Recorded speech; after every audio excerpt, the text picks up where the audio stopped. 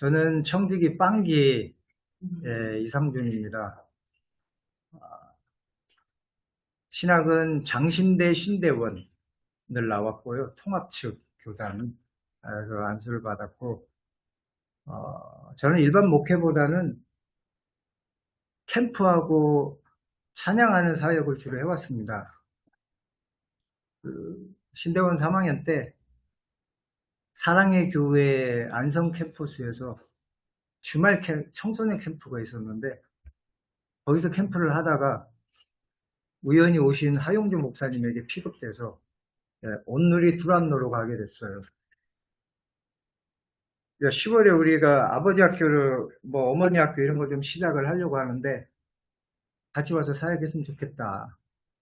그러셔가지고 신대원 3학년이었던 95년도 두란노 서원에 가게 됐고 10월에 아버지 학교가 처음 시작될 때 그 밑작업을 해왔고 그러다가 그런 어떤 일들을 쭉 해오다가 어느 날 이제 목회를 하는데 일반 목회가 제게는 잘 맞지 않았습니다.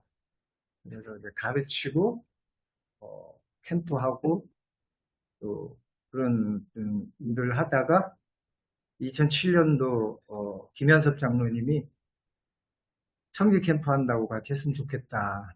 그래서 이제 저희 집에 찾아오셔가지고 그렇게 청지기를 또 같이 시작을 하게 됐고요. 두세 번 청지기를 쉬었는데 그때마다 장로님이 또 안산으로 오셨더라고요. 그래서 나는 청지기에서 벗어날 수 없는구나 그렇게 생각하고 이제 끝까지 가겠다고 생각하다가 여기까지 왔는데 아무튼 그래서 귀하신 분들을 또 뵙게 됐네요. 제가 오늘 청지기 합창단 제가 지도 목사라서 조금 전에 공연을 하고 왔습니다. 그래서 목이 좀 많이 상했고 복장이 되면 우리 합창단 단복이에요. 오늘 첫날이라고 멋있게 온 게 아니라 공연하고 온 복장입니다. 광명통통이라고 월요일에 통이 이제 지난주에 오픈을 했고 거기도 이제 내일이 본격적으로 시작이 됩니다. 거기는 42명이 신청을 했었고요. 여기는 42명보다도 훨씬 더 멋진 분들이 모여서 함께 할 수 있어서 굉장히 좋습니다. 그리고 저는 여기서 우리 그 김영식 집사님도 그랬고 또 윤성호 집사님도 그랬고 광명통통에서 제 강의를 들으면서 너무 좋긴 한데 좀 개설적이고 그래서 좀 깊이 갔으면 좋겠다. 피상적인 게 아니라 정말 제대로 좀 공부했으면 좋겠다. 그러셔가지고 기회를 보고 있던 찰나에 이곳에 기회가 열렸고 그래서 여러분들에게는 다른 통통에서 하는 식으로 안 하고 조금 더 여유를 두면서 창세기부터 계시록까지를 다 좀 소개해 드리려고 합니다. 이게 이제 요번에 BCC를 가셨잖아요. BCC를 해서 배운 것도 있고 또 제 나름대로 정리한 것도 있고 그래서 아마 괜찮으실 거예요. 이미 PPT는 다 준비가 돼 있고 이제 우리 윤성호 집사님에게 어제 넘겨드리려고 봤더니 파일이 너무 많아요. 그래서 USB를 하나 주셔야 될 것 같아요. 담아서 드리도록 하겠고요. 아무튼 성경이 뭔지 제대로 한번 알려드리려고 합니다. 근데 저는 지식이 많지 않아서 길게 강의는 못합니다. 그래서 주일 오후에 어렵게 시간 내신 분들 짧으면 1시간, 길어도 1시간 10분 정도면 제 강의는 끝납니다. 그리고 찬양하고 기도하면서 성경도 배우고 또 기도 제목도 응답받고 그러는 시간들이 좀 됐으면 좋겠습니다. 또 오늘은 이제 오프닝이라서 진도는 나가진 않을 거고요. 이제 내일부터 성경 읽으셔야 되니까 읽으실 때에 어떤 식으로 읽으시는 게 좋은 건지 좀 알려드리려고 합니다. 성경은 많이 읽는 것도 중요하지만 잘 읽는 것이 중요해요. 그래서 어떻게 하면 잘 읽을 수 있는지를 좀 알려드리고 본격적으로 읽게 되고, 내일 아침부터는 제가 읽는 분량만큼 팁을 드릴 거예요. 내일 이제 창세기 1장부터 17장까지 읽게 될 것인데, 창세기 1장부터 17장까지 핵심 되는 내용들을 매일 읽는 만큼 올려드릴 거고, 여기도 월요일부터 토요일까지는 읽으시고요. 주일에는 쉬시면서 한번 좀 정리하는 그런 시간을 가지셨으면 좋을 것 같아요. 광명통통은 이번에는 2번 쉽니다. 토, 일은 안 읽습니다. 거기는 또 좀 더 다른 방향으로 이번 통통이 가기 때문에 우리는 또 읽을 수 있도록 또 해드릴 거니까. 자, 아무튼 시작을 하려고 합니다. 이렇게 멋진 장소를 제공해 주시는데, 고영규 교장님 감사합니다. 그리고 오랜만에 우리 황혜정 선생님 오셔서 너무 좋고, 같이 오셔서 더 좋습니다. 이번 TK 하시는 거죠? 저 윤성호 집사님도 TK 하시고. 어떤 됐어요? 디렉터님이 여기 계시는데. 저는 TK를 한 번도 못 해본 그런 사람입니다. 자, 이제 시작하겠습니다. 여러분 성경 많이 읽어보셨죠? 어떻게 읽어오셨나요?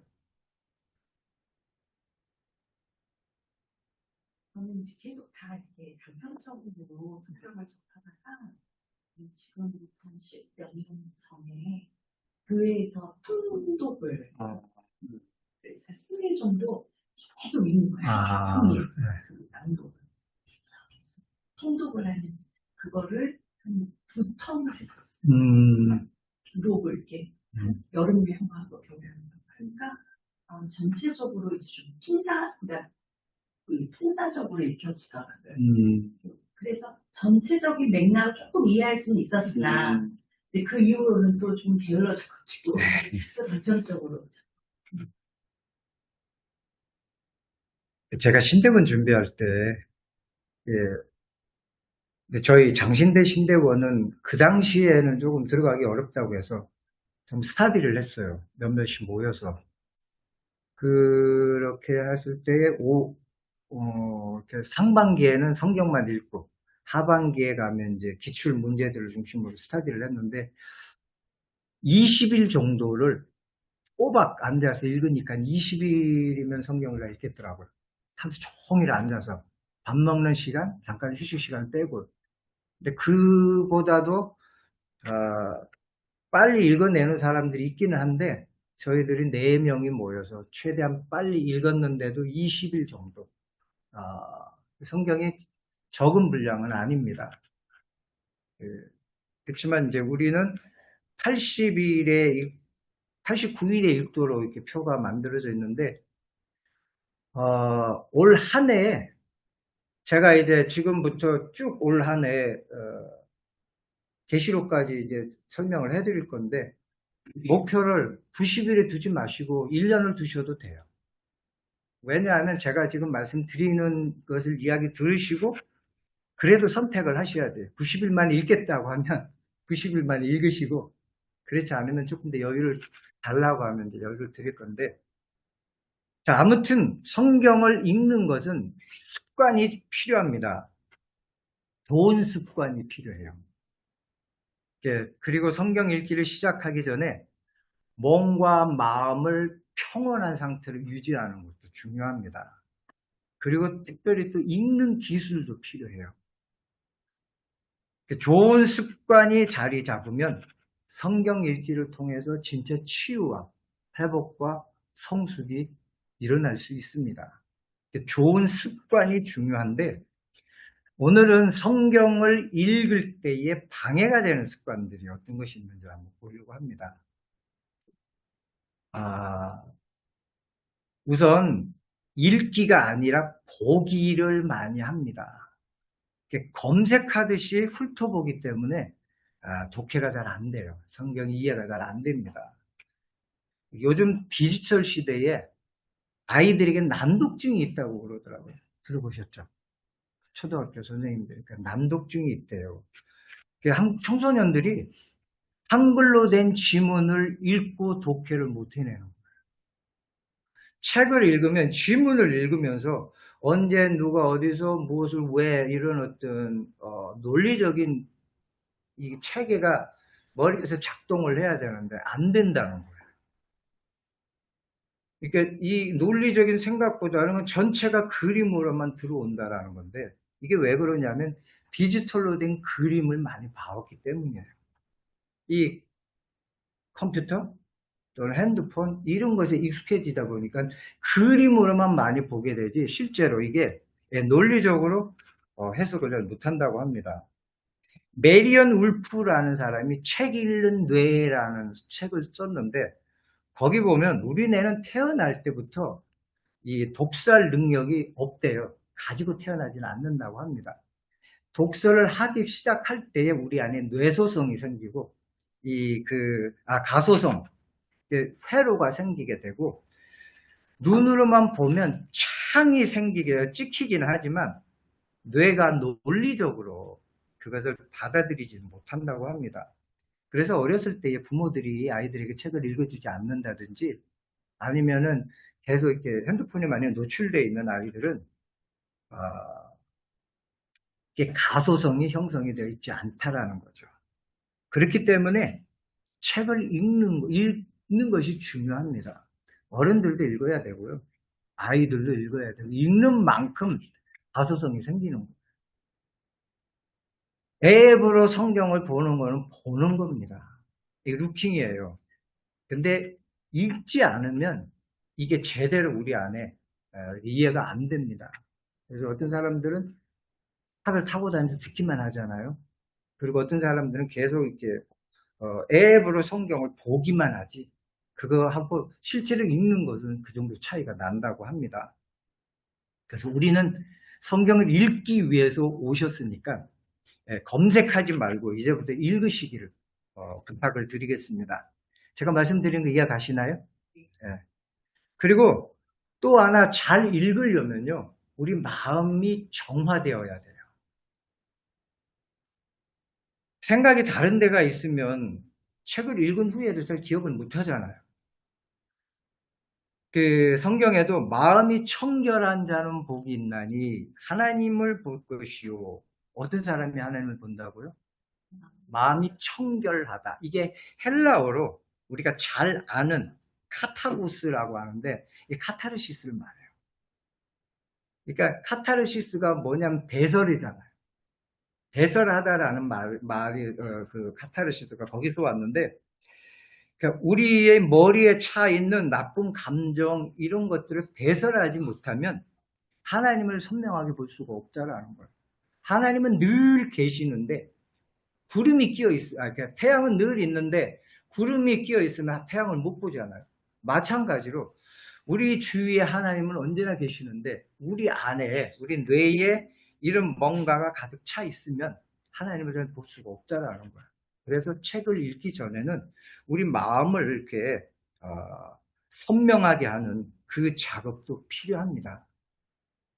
이 카타르시스는 아리스토텔레스가 쓴 시학 6장에 나오는 말인데요.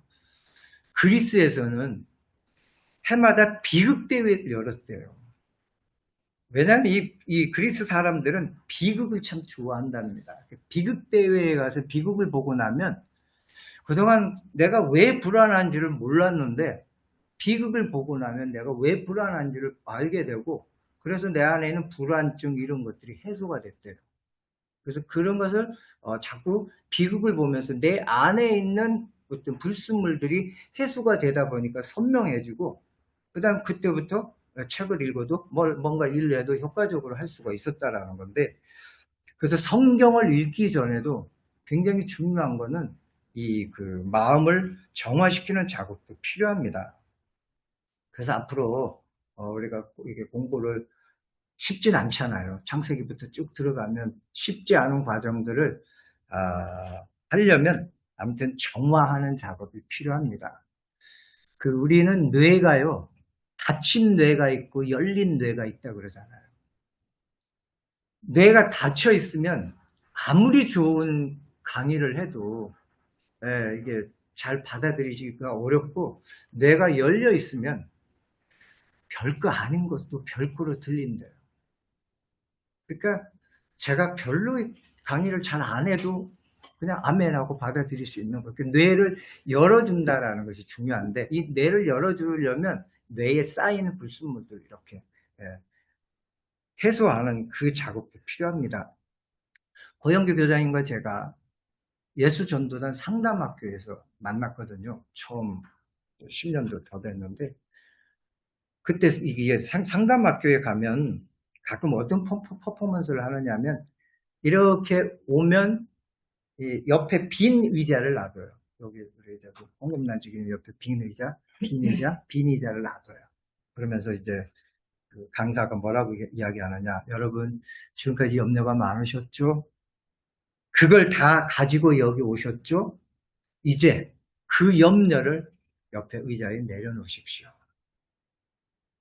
그 염려를 가지고는 여기서 아무리 제가 좋은 강의를 해도 여러분들이 치유와 회복을 경험하지 못할 것이고 하나님을 경험하지 못할 것입니다. 그러니까 내려놓으십시오. 오실 때 무슨 염려를 가지고 오셨나요?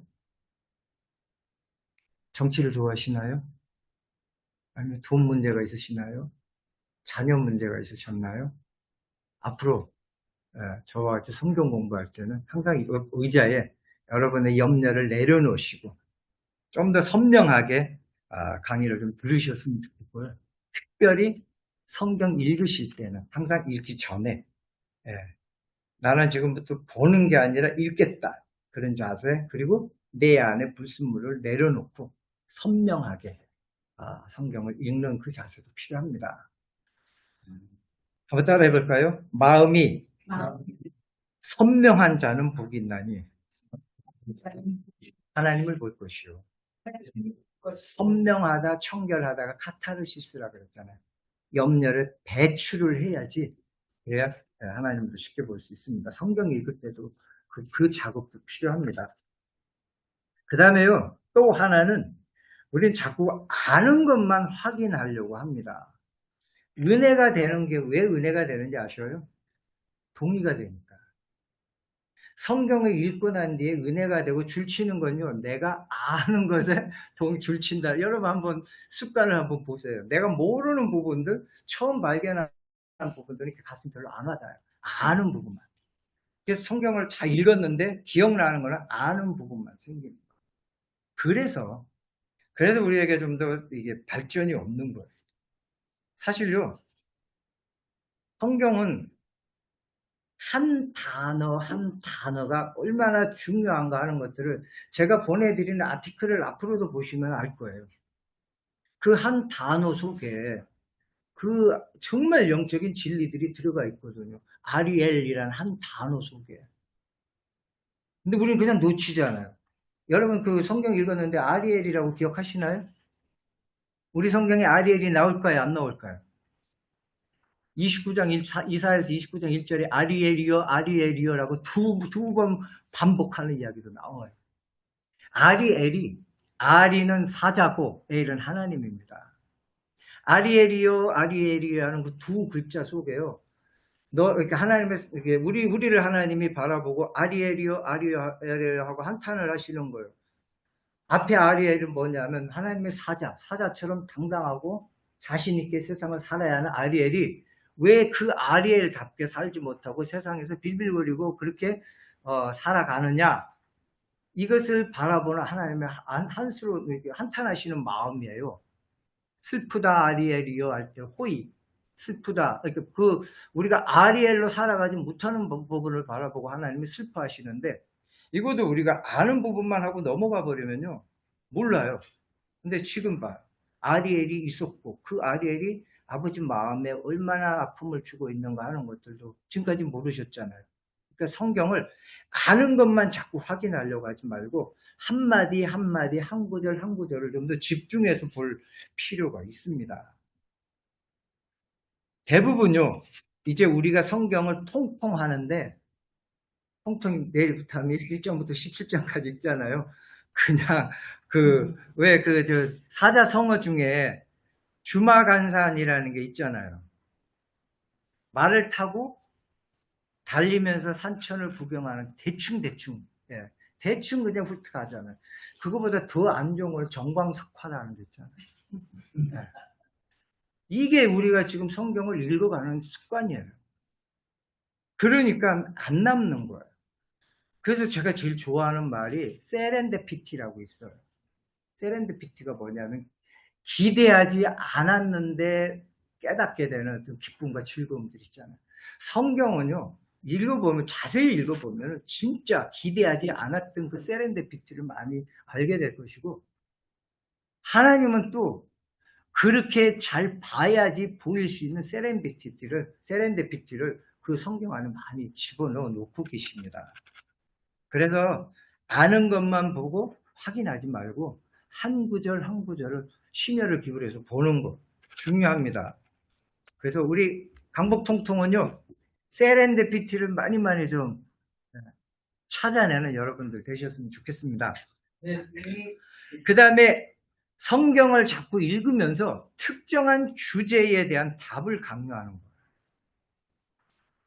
제가 엊그제 우리 광명통통에 나오시는 줌으로 참석하는 이제 두 분과 같이 식사를 했는데, 이제 그분이 그런 이야기를 하더라고. 목사님, 성경을 읽으면서 이번 통통을 이제 두 번째 시작하는데, 자기가 사업을 하는 사람이에요. 그래서 이 읽으면서 기도 경영에 대한 것들을 좀 깨달았으면 좋겠는데, 아무리 찾아도 잘 안 보입니다. 그런 이야기를 하더라고요. 그래서 제가 이제 그런 이야기를 했어요. 성경은 내 문제를 찾으려고 성경을 보는 것은, 이게 내 문제에 대한 해답을 찾으려고 성경을 보는 것은 다른 자세는 아닙니다. 그 큐티를 이제 제가 아까도 말씀드렸죠. 아버지 학교, 어머니 학교 이런 부분들도 또 했지만, 제가 두란노서원 있을 때에 큐티 100만 운동본부라 해서 우리나라의 큐티를 이제 보급하는 그 역할도 하고 1:1 제자 양육도 보급하는 역할을 했는데, 그 중에 꼭 들어가는 게 큐티를 하면, 큐티를 여러분 어떤 식으로 하나요? 오늘 본문에 보여주시는 하나님의 성품은, 오늘 본문이 지적하는 내 안에 어떤 회개해야 될 거, 또 내가 버려야 될 거, 내가 붙잡아야 될 건 뭔가, 이런 것들이 좀 있잖아요. 그죠? 우리는 성경 읽으면서 꼭 그렇게 보려고 하는 거예요. 오늘 본문을 통해서 보여주는 하나님의 성품은, 또는 오늘 내게 주시는 약속은, 경고는, 회개할 내용은, 또 내가 결단해야 될 것은, 이런 것을 가지고 거기에 대한 해답을 찾으려고 성경을 자꾸 보는데, 성경은 아까도 말씀드렸듯이 우리가 원하는 답을 찾는 게 성경이 아닙니다. 그럼 성경은 뭘까요?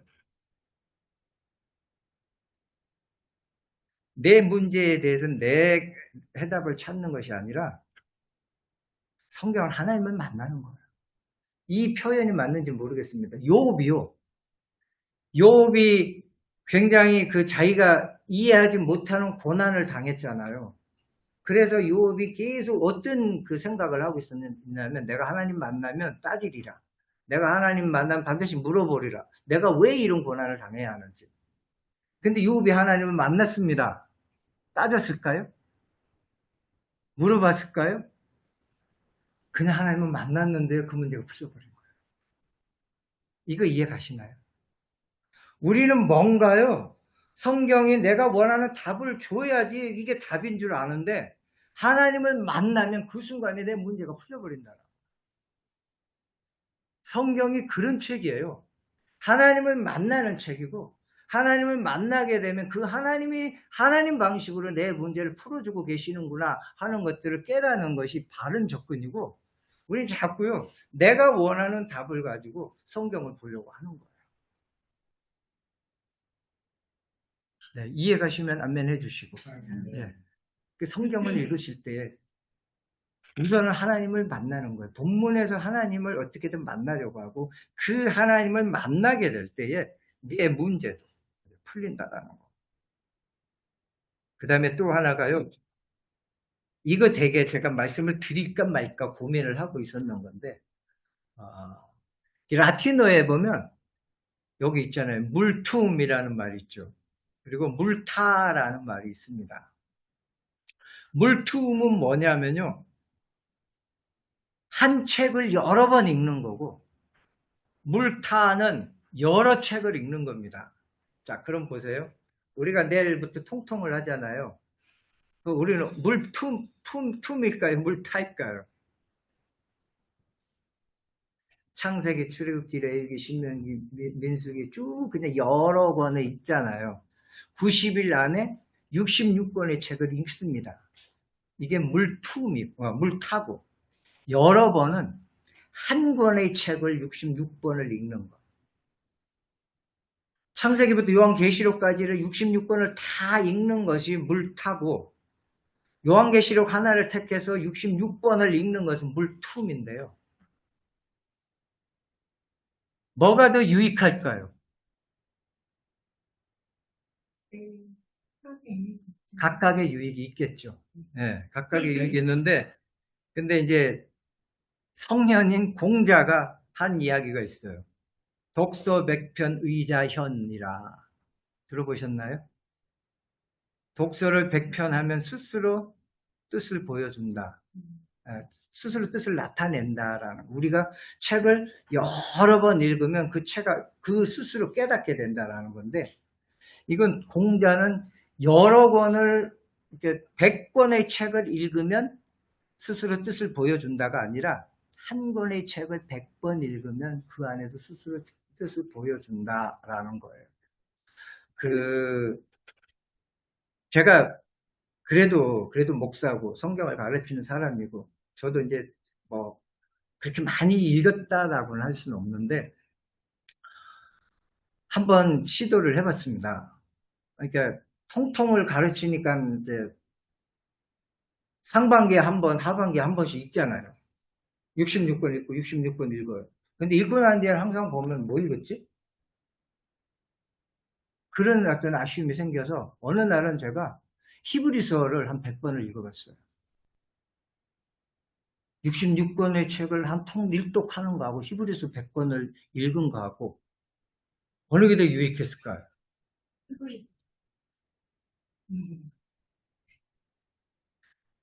할 수 있으면요. 성경 66권을 여러 번 읽어서 그 성경 자체가 읽는데 그 뜻을 우리에게 스스로 보여주는 게 좋고 그게 쉽지 않다면 한 권이라도 여러 번 읽어서 그 안에서 하나님의 뜻을 발견하는 것도 괜찮습니다. 우리는 너무 그 주마간산 정광석화식으로 성경을 그냥 많이 일독이라는 게 안 읽는 것보다는 분명히 좋습니다. 그러나 읽고 나면요 뭔가 남아야 되는데 남지 않는 건 너무 아쉬움이에요. 그래도 우리 강북통통은 읽고 난 뒤에 아쉽지 않도록 한번 해봅시다. 네. 물타 그거 좀 기억했으면 좋겠어요. 분량과 속도 그 다음에 이게 되게 중요한 이야기인데요. 한번 볼까요? 한번 읽어보죠. 6이 뭐죠? 시대착오적. 우리가 성경을 읽는 데 있어서 시대착오적으로 읽을 때가 많아요. 뱀이 사탄인가요? 창세기 3장에 나오는 뱀이 사탄인가요? 요한계시록에 보면 옛 뱀이요 마귀요 사탄이라고 이야기를 하기도 하잖아요. 루시퍼가 사탄의 이름인가요?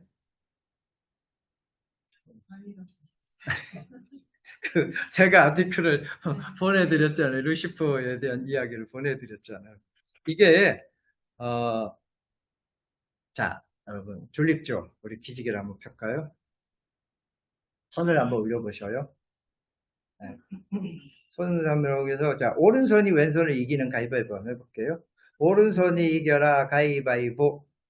오른손이 이겨라 가위바위보. 오른손이 이겨라 가위바위보. 자, 이건 잘 되죠? 근데 왼손이 이겨라라고 한번 해볼게요. 왼손이 이겨라 가위바위보. 왼손이 이겨라 가위바위보. 왼손이 이겨라 가위바위보. 가만히 있지 마시 말고 3개 다 하셔야 돼요. 왼손이 이겨라 가위바위보.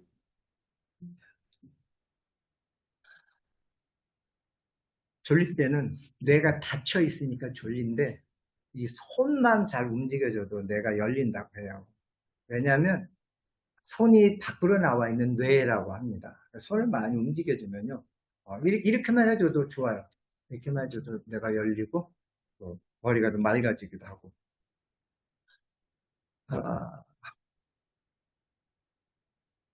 기지개 한번 펴시고, 제가 너무 차분차분하게 하니까. 자, 그 다음에 뒤로 한번 넘기시고, 고개도 돌리시고 해서 잠을 좀 깨워보세요.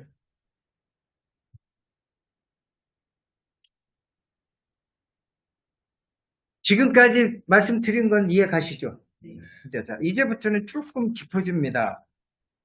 왜냐하면요, 성경을 그래도 잘 읽어야 하니까. 시대 사고적인 관점이 아니라, 그러니까 기록된 시대에, 여기 보면 이제 뭐라고 해요? 시대 착오적 읽기인데, 성경이 기록된 시대의 관점으로 읽어야지 읽어야 되지, 후대에 그것을 신학자들이 해석해 놓은 관점으로 안 보는 게 나아요. 자, 창세기는 언제 기록됐는지 아시나요? BC 1406년에 기록됐고, 여기 창세기 3장에 옛 뱀 이야기가 나오잖아요. 근데 요한계시록은 AD 90년 이후에 기록됐습니다. 몇 년의 차이가 있죠? 네, 엄청난 차이가 있는 거예요. 근데 성경 창세기는 하나님이 누구에게 주셨죠? BC 1406년도에 가나안 땅에 가기 바로 전에 있는 그 모압 평지에서 40년의 그 광야 생활을 끝내고 가나안으로 막 들어가려고 하는 그 이스라엘 백성들을 모아놓고 가나안에 가면 이렇게 살아라 하고 모세를 통해서 주신 것이 모세 오경이에요. 창출내 민신. 자, 그럼 그 당시에 하나님은 그들에게는 그 당시의 사고 속에서 그들의 언어로 성경을 주셨어요. 그래야지, 그러니까 그 당시에 그들에게 주신 그 언어로 그 사고방식으로 읽어야지 창세기는 또 정확하게 읽을 수가 있는 거예요. 근데 자, 보세요. 우리는 창세기 3장에 아담과 하와를 유혹한 뱀을 사탄이라고 많이 생각을 하잖아요. 창세기에서 그 뱀이 사탄이라는 이야기가 나올까요? 안 나올까요? 그럼요.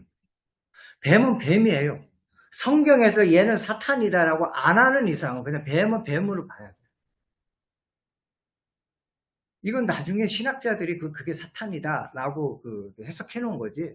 성경에 분명히 창세기에는 그냥 3장은 뱀은 뱀입니다. 그렇게 읽지 않으면 창세기가 열리지 않아요.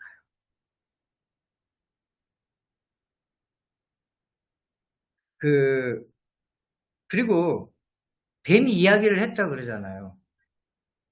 그 당시에 고대 근동의 그 설화들에 보면은 뱀은 4발로 걸어다니고 말을 하는 존재였어요. 자, 분명 그럼 성경에 하나님이, 잠깐 시계 같은 게 없어서 여기 있으면 제가 못 알아보니까 하나님이 뱀에게 저주를 내릴 때 뭐라고 이야기했죠?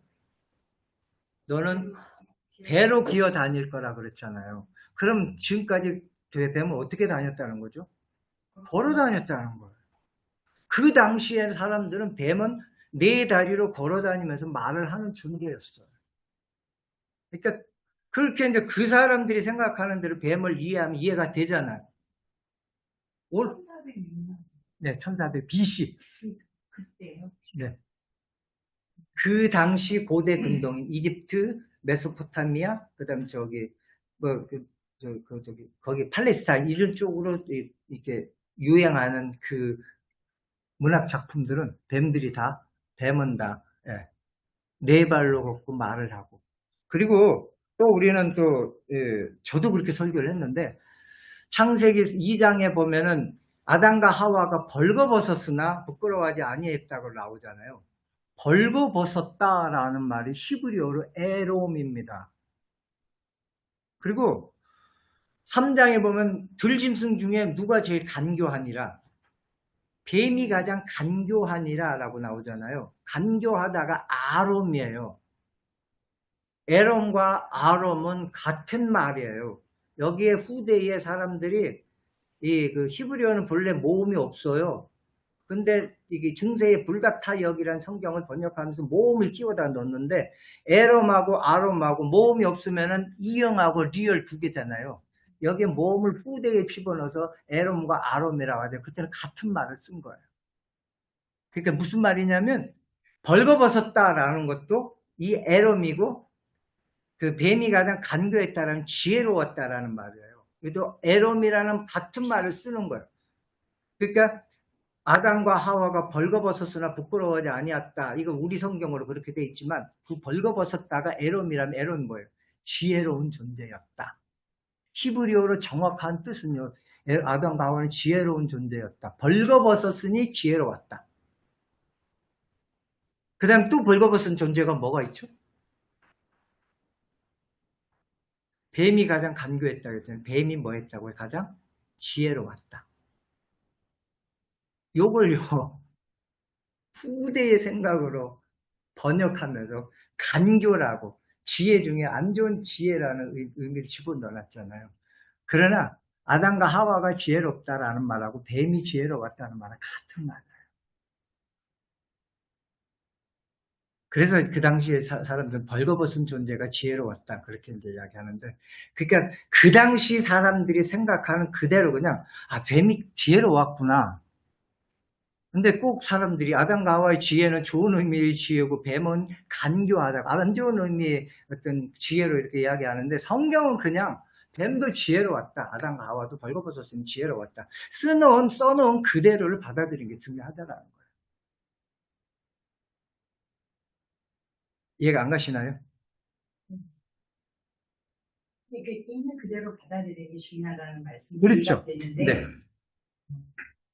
새로운 이야기. 이게 또 그러니까 이게 어려운 거예요. 제가 어렵게 말씀을 예를 들자고 보니까 그런 건데,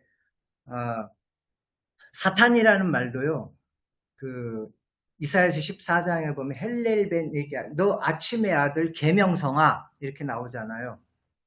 그러니까 너 아침의 아들 계명성아, 근데 아침이 샤카르, 아들이 벤, 오사마 빈 라덴 할 때 오사마의 아들 라덴이잖아요. 이게 벤이 아들이라는 뜻이에요. 그러니까 그 다음에 계명성은 새벽에 반짝반짝 빛나는 존재를 계명성이라는데, 이게 이제 헬렐이에요. 히브리어로 헬렐 벤 샤카르. 그러니까 아침의 아들 반짝반짝 빛나는 거.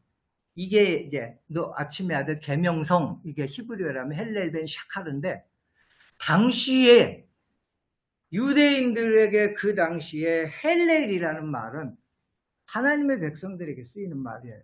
유대 민족에게 쓰이는 말이에요. 반짝반짝 빛나는. 사단을 보고 반짝반짝 빛나는 존재라고 그들은 표현 안 했어요.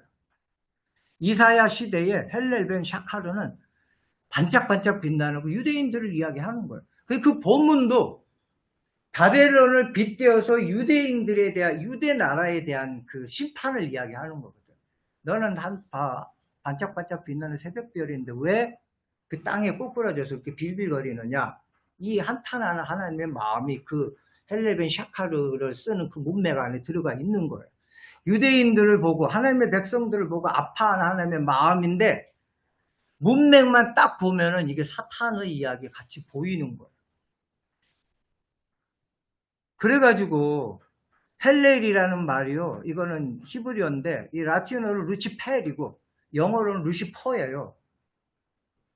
나중에 후대의 신학자들이 오리겐이랑 터툴리안이라는 두 신학자가 이 헬렐 벤 샤칼에서 헬렐을 사탄이라고 이렇게 번역을 해버렸고, 그래서 나중에 이제 존 밀턴이 신라권을 쓰면서 루치펠이 사탄의 이름으로 루치펠이라고 썼고, 단테가 신곡에서 루치펠이라고 쓰고, 밀턴이 신라권에서, 밀턴이 영국 사람이니까 영어로 루시퍼라고 써놓은 거야. 그게 워낙 그냥 빅히트를 치다 보니까 세상 사람들이 다 루시퍼가 사탄 이름으로 그냥 알게 돼버렸고, 오늘날도 내가 이 목사가 우리 장신대하고 총신은 이 공식적으로 사탄이 루시퍼가 사탄 이름이 아니다라고 선포를 했는데도 불구하고 루시퍼가 사탄 이름 아니라고 저 목사 틀렸다. 저 목사 사입이 아니야. 이렇게 생각하는 그런 시점까지 올 정도로 이게 어마어마하게 후대 신학자들의 영향이 이 정도로 크다라는 거예요. 그러나 그 당시 관점으로 이것을 봤다면 이런 어떤 우는 범하지 않게 되는 거예요. 요한계시록 2장에 보면은 끝까지 견디는 자에게 하나님이 상을 줄 건데 뭘 준다고 하느냐면 새벽별을 주겠대요. 새벽별이 헬렐벤 샤카르예요, 샤카르. 그리고 요한복음 22장 16절에 보면 내가 광명한 새벽별이라고 예수 그리스도가 당신을 광명한 새벽별이라고 하고 있어요. 그럼 구약에는 루시퍼가 사탄이고 신약에는 루시퍼가 예수인가요? 성경을 제가 지금 말씀드리는 거는 그냥 해석 가미하지 말고 분석하지 말고 그냥 있는 그대로를 읽는 것이 중요하다. 거기에 자꾸 해석을 가미하든지 아니면 해석한 것을 자꾸 취하다 보면 결국 나중에 이 정도로 어마어마한 어떤 차이가 나올 수 있는 그런 경우가 생길 수도 있다라는 거예요. 이 이야기를 해드리려고 하는 겁니다. 이해가 됐으면 좋겠어요. 그러니까 성경 읽어가다가 이게 너 아침에 아들 계명성에 나오면 아 사탄이구나 이렇게 집어넣지 말라고요. 그냥 그대로 읽으시면 돼요. 네. 네. 성경을 읽으면 처음에 읽을 때 무슨 의미인지 잘 모르니까 너무 어렵잖아요. 그거를 그래서 이제 그게 어렵다고 이제 이렇게 토론을 하면 이제 뭐 교회 오래 다니신 분들이라든지 아니면 뭐 지금 가지고 계신 분들이 하시는 말씀이 그냥 읽어라. 그렇게 읽어서 많이 들었거든요. 그냥 읽어라. 그냥 읽어라. 근데 그게 지금 목사님 말씀하시는 거랑 혹시 일맥상통하는 얘기인가요? 그건 아닌 것 같아요. 아니요, 그거 맞을 수도 있어요. 왜냐하면, 그러니까 이 뒤에 이제 나오는데 공감을 하고 읽으라라는 말이 있는데 공감이라는 말이 상담에서도 해석하지 않고 분석하지 않고 따지지 않고 그냥 있는 그대로를 바로 보는 거예요. 얘를 공감해 주는 게 뭐예요? 얘가 이제 그렇게 홍금난 지기가 저한테 상담하러 왔는데 저 정말 너무 짜증나고 힘들고 화가 나요. 왜? 얘가 뭐 이것도 지 것도 아닌데 뭐 내가 막 이렇게 오해를 하고 막 그래서라고 하면 이제 제가 홍금난 지기님에게 그거 가지고 그러니 이렇게 하면 내가 해석하는 거잖아요. 그 정도는 어른이면 충분히 받아들일 수 있는 거다라고 생각을 하잖아요. 그런 생각도 집어넣지 말고 분석하지 말고 판단하지 말고 너 그래서 마음이 아프구나. 너 그래서 화가 났구나. 얘가 생각하는 그대로 바라보는 거. 우선의 성경은 그대로 바라보는 게 중요하고요. 어렵다라는 것은 자꾸 내 생각이 들어가니까 더 어려운 거예요. 어렵다. 이렇게 하니까 어려운 거고 그냥 있는 그대로를 읽고 또 읽고 또 읽고 또 읽으면 아까 공자가 뭐라고 이야기했죠? 네, 보이는 거예요. 우리는 자꾸요. 그래서 성경이 어렵다고 생각하고 목사가 풀어줘야 되고 목사가 알면 얼마나 알아요. 자기도 남이 이야기해 주는 거고 그 사람은 뭐 하나님이 야 이게 정답이다라고 해주는 것도 아니잖아요. 그러니까 우리가 자꾸 읽으면서 읽다 보면은 이렇게 보이네. 읽다 보면은 이거 나 생각 안 했는데 여기 보이네. 아까 제가 세렌데피티라고 말씀드렸잖아요. 그냥 있는 그대로 읽고 또 읽다 보면은 그게 들어오는 거예요. 그렇게 보이게 되어 있는 게 성경이고 하나님이 그래서 누구든지 이게 이해할 수 있도록 주신 게 성경이에요.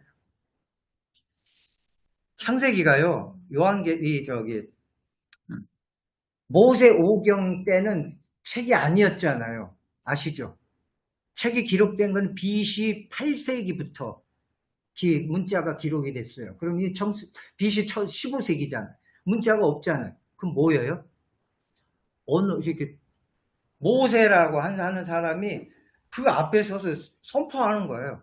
전하는 거 이야기잖아요. 이야기.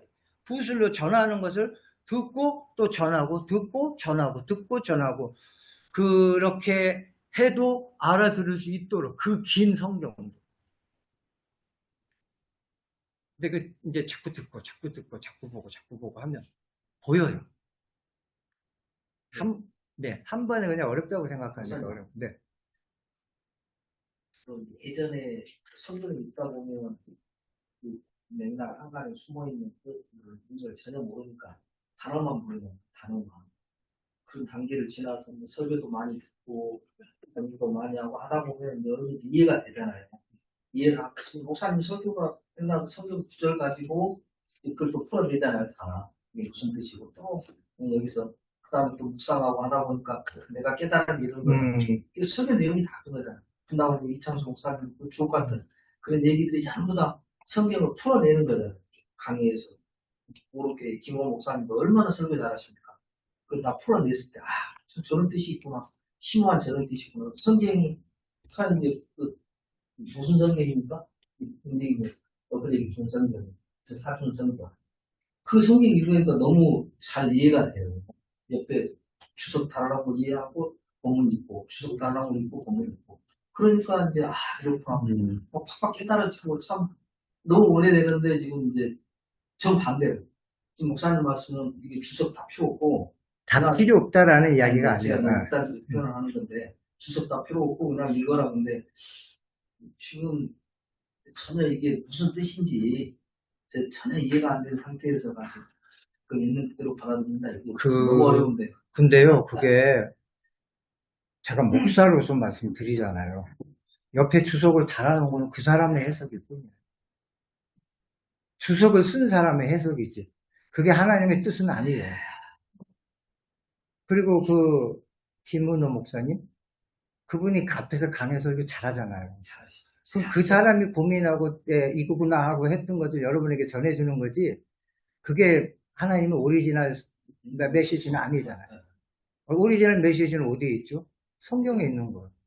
김은호 목사님이 그걸 터득했다면 김영식 집사님도 충분히 알 수 있는 거예요. 알 수 있도록 기록을 해놓은 거예요. 그거.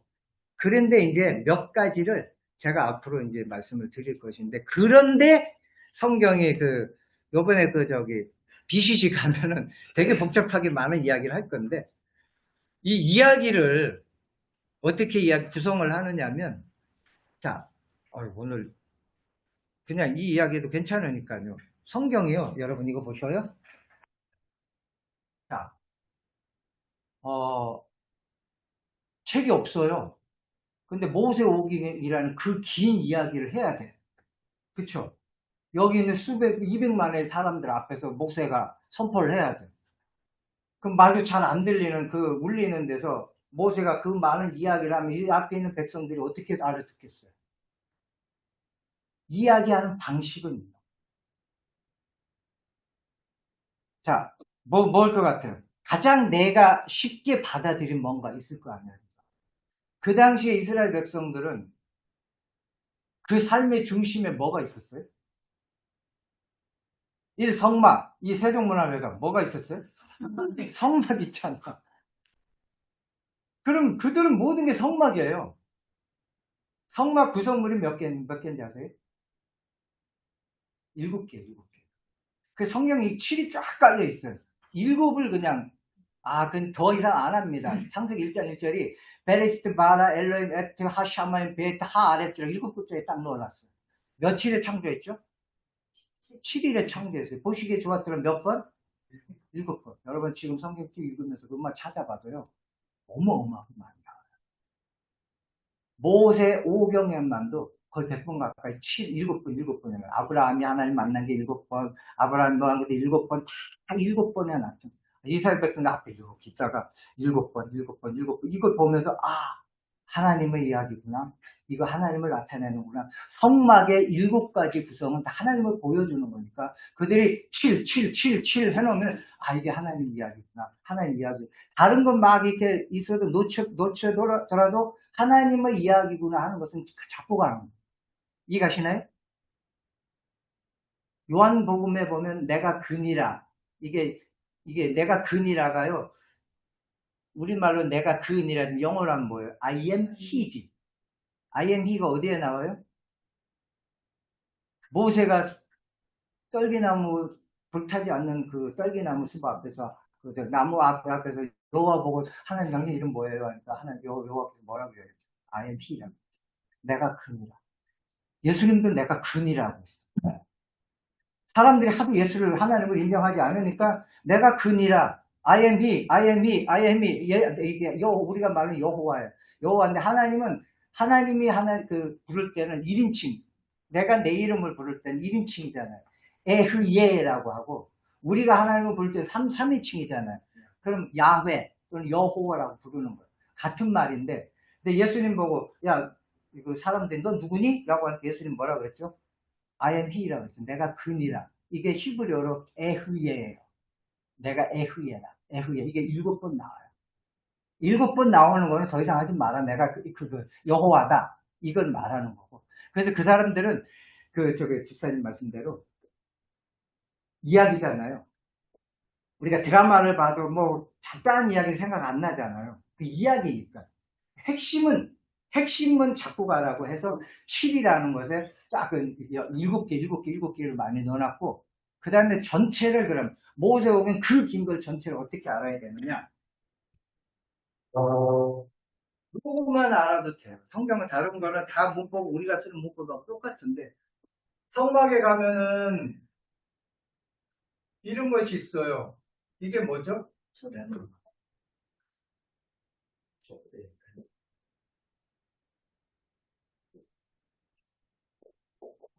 성막을 비추는 등잔대 또는 촛대예요. 촛대. 그래서 성막의 구성물이 7이라 그랬죠. 성경이 7에다가 다 갖다 맞춰놓고 또 하나는 긴 내용은 이 촛대에다가 갖다 맞춰놓는 거예요. 글을. 그래서 핵심은 요거다가 이야기를 하는 거예요. 여기다가 넣어놓고 가운데다가 그 다음에 양쪽에는 똑같은 내용을 교차로 이야기를 합니다. 그래서 이스라엘 백성들은요. 요 이야기를 하면 요 뒤에 또 똑같은 이야기를 하겠구나. 그 다음에 요 이야기를 하면 요 뒤에 또 똑같은 이야기를 하겠다. 이 이야기를 하면 저 뒤에도 똑같은 이야기를 하겠다. 이건 삶의 워낙 이 성막에서 촛대하고 가까우니까 이 이야기를 다 여기에 붙여놓는 거예요.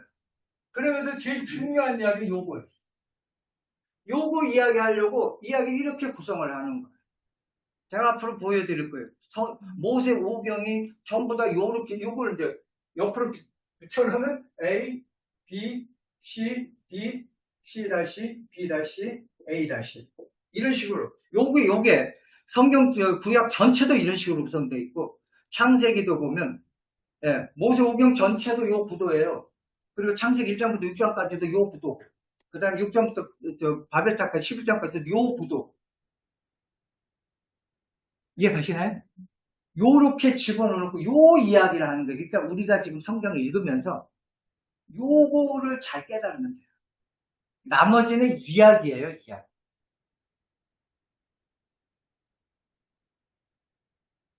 그래서 이것도 우리는 BCC 가면 이거 하나만 설명해 주면 되는데 여러 가지를 많이 하니까 너무 어렵게 느껴졌는데 요거 하나만도 하나님이 보여주시는 것은 얼마나 감사한지. 자, 하나 예를 들어서 볼게요. 다니엘서 하면 여러분 뭐가 생각나세요? 다니엘, 꿈, 꿈. 그다음에 뭐죠? 불에 불타는 거, 그다음에 사사들. 자, 오늘은 오프닝 강의니까 조금 할게요. 네. 자, 그렇게 해야 돼. 다니엘 하면 뭐가 생각나세요? 예, 그다음에 식물을 먹지 않고 하나님 앞에 결단한 것들. 네. 하나님이 다니엘을 썼을 거 아니에요, 그죠? 네. 쓸 이유가 있을 거 아니에요. 다니엘을 왜 썼을까요? 누구에게 왜 썼을까요? 다니엘이라는 책을 받은 사람들의 원독자가 누굴까요? 북이스라엘이 아시리아에 망했고 남유다가 바벨론에 망했잖아요. 바벨론에 망해서 포로로 잡혀갔잖아요. 바벨론. 포로로 잡혀가 있는 백성들이 그 발강가에 앞에 앉아서 돌을 툭툭 던지면 우리가 섬기는 여호와가 얘네들이 섬기는 마르둑보다 약한가? 그래서 우리나라가 망했나? 그럼 우리는 여호와가 마르둑보다 약하면 우리가 이곳에서는 아무 희망도 없는가? 우리는 지금까지 여호와가 세상을 다스리는 신이라고 생각했는데 지금 보니까 마르둑이 더 강한 존재인가? 우리 희망이 없는가? 여기서 여호와에 대한 신앙을 지켜야 될 필요가 있는가? 우리도 세상 사람들 그런 이야기 많이 하잖아요. 그죠? 거기 포로로 잡혀가 있는 그들이 그 생각하고 절망하고 있는 그를 바라보고 예레미야가 애굽의 포로로 잡혀가 있는 예레미야가 편지를 쓰는 거예요. 다니엘서라는 편지를 써서 그들에게 보내는데 뭐라고 이야기하는 거야? A는 이들이 포로로 잡혀왔어요. B는 보면 2장에 느부갓네살 왕이 본 큰 신상 기억나시죠? 그리고 3장은 다니엘의 세 친구가 풀무불에 들어가 있어요. 그리고 여기 D는 두 개인데 하나는 심판받는 여호와 앞에 심판받는 느부갓네살 여호와 앞에 심판받는 그 느부갓네살이 7년 동안 짐승처럼 이렇게 다니는 이야기 들어보셨죠? 그리고 5장에는 벨사살이라는 왕이 벽에서 이렇게 글이 나와서 손이 나와서 글 쓰는 게 나오잖아요. 그러면서 하룻밤에 죽어버렸잖아요. 그러니까 심판받는 벨사살. D-고 그 다음에 똑같이 C-는 사자굴에 빠진 다니엘. 자, 그 다음에 여기 B-는 다니엘이, 이건 느부갓네살의 꿈이고 다니엘의 꿈이에요.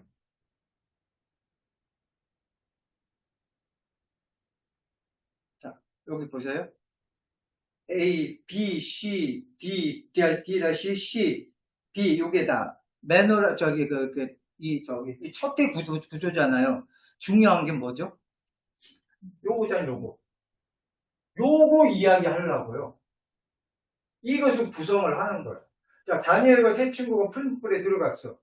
자, 다니엘이 사자굴에 던져졌어. 그 느부갓네살이 큰 신상을 본 꿈을 꾸고 다니엘이 네 짐승을 본 꿈을 이렇게 배치를 해놓은 거예요. 요거 이야기하려고 다니엘을 쓴 거예요.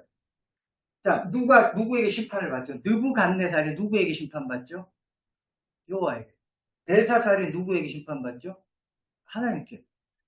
느부갓네살은 느보라고 이 바벨론에 섬기는 마르둑의 별명이에요. 벨사살은 바알의 어떤 그 선주라고. 그러니까 다 합치면 그들이 섬기는 신이에요. 그들이 섬기는 신이 누구에게 심판받죠? 하나님한테. 이들이 지금 우리가 섬기는 야훼가 마르둑보다 약해서 우리가 여기 잡혀왔나? 세상은 하나님이 다스리는 줄 알았는데 마르둑이 다스리는가? 이렇게 고민하고 있는 그들에게 유대인들은 이걸 보면서 이걸 생각하면 우리가 생각하는 마르둑이 여호와보다 약하다는 것을 약하구나. 이 세상은 하나님이 다스리는구나 하는 것들을 보여주는 거예요. 그럼 우리는 이곳에서 신앙생활을 어떻게 하는가? 이곳에서도 하나님을 섬기면 우리가 은혜를 받는가? 그래서 어떻게 다니엘과 세 친구들이 이곳에서도 하나님을 섬기니까 그 뜨거운 풀무불에 던져져도 살아났잖아요. 다니엘이 이곳에서도 하나님 섬기다가 사자굴에 던져졌는데 하나님 도와주시잖아요. 이곳에서도 신앙생활 잘하면 하나님 도와주신다. 이 이야기를, 이 구도를 가지고 우리가 그 긴 다니엘도 이런 식으로 해서 그들이 이걸 들으면은 이 이야기를 하는구나 하고 알아듣는 거예요. 진짜 이야기 오늘 우리가 다니엘을 했거든요. 오후에 네. 이 다니엘서를 읽고 왔거든요. 네. 너무 다 이렇게 진짜 맥락이 도대체 무엇인가. 그러니까 단편적으로 보게 되는 거예요. 그렇죠. 네. 지금 이런 식으로 하면 다니엘이 왜 쓰여졌는지 알잖아요. 그러니까 그 앉아있는 사람들이 말로서 전할 때에 그 저자는 여기다가 끼워 넣는 거예요. 중요한 걸 여기다가 넣고 양쪽에 똑같은 이야기를 구성해서 듣는 사람들이 이 이야기를 하려고 하는구나. 그래서 집사님, 성경을 읽을 때에 주변 이야기는요, 어려운 거 많아요. 그러나 요거는 충분히 알 수 있게끔 하나님이 해주셨어요. 성경 어렵지 않습니다. 저랑 같이 가다가 이거 보면요, 그 이야기구나 하는 거. 지금 이게 다 이 이야기예요. 창세기, 출애굽기, 레위기, 민수기, 신명기도 이런 식으로 구성이 되어 있죠. 여호수아도 그렇죠. 이제 그 여호수아 하면 뭐죠? 사사기는 더 이거예요. 이 전체가 이 구조고 각 장도 이 구조고 룻기도 전체가 이 구조고 각 장도 이 구조고요. 다니엘도 전체가 이 구조고 요거도 또 이런 식으로 또 구성이 되어 있어요. 1장, 2장부터. 계속 읽으면 이게 보여요. 성경 그냥 이렇게 해서 찾아가면 되는 거지. 이거를 단어 하나를 하나씩 분석해서 이런 거는 사실 그 성경을 보는 거예요.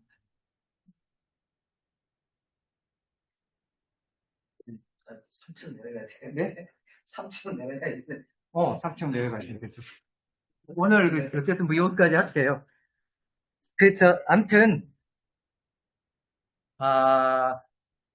제가 요거를 방향을 그냥 올려드릴게요. 여기 복사를 나가서 되게 안을 드리려고 했는데 못 올려드려도.